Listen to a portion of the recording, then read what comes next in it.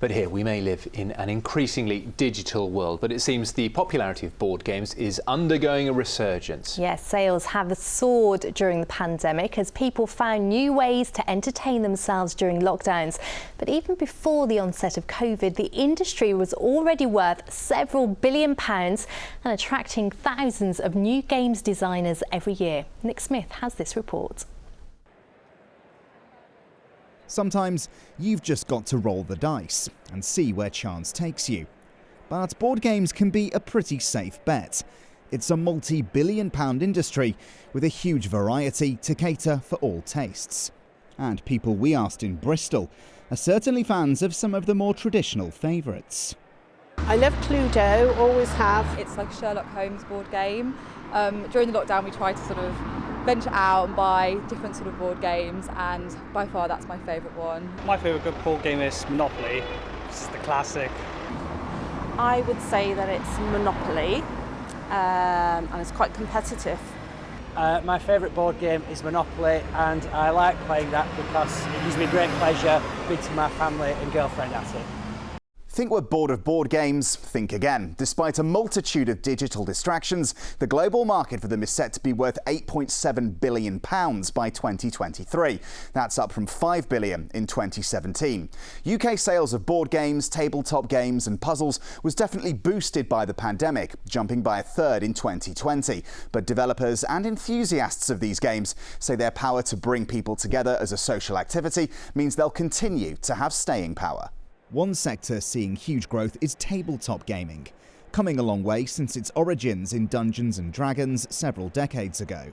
Players can now collect and build sprawling physical worlds for immersive gameplay. I am going to throw your wizard at your barbarian, What? which knocks him down.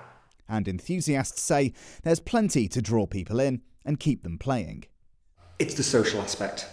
It's very definitely the social aspect.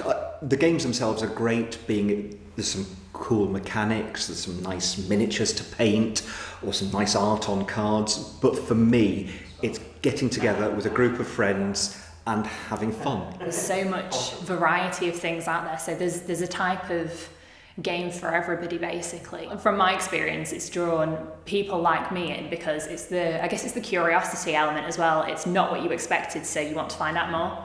Often enthusiasts will become designers themselves, like the developer of this game, who turned his hobby into a full-time business.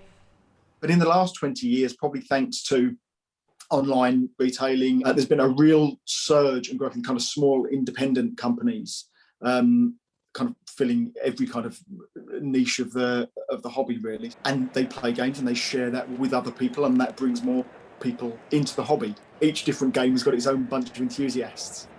And after a turbulent year for all of us, cultural experts say the structured mechanics of games themselves can be therapeutic for the players.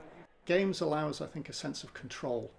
So you have clearly defined rules, you have clearly defined objectives, and that gives us a sense of purpose when we're sat around with our friends playing a tabletop game, and a sense of direction and a sense of stability. One of the things we haven't had for the last 16, 17 months is that sense of stability. So games are reassuring, and they're also really good for us. So their origins may be centuries old, but board games have certainly modernised and diversified to keep us coming back for plenty more moves to come. Nick Smith, ITV News.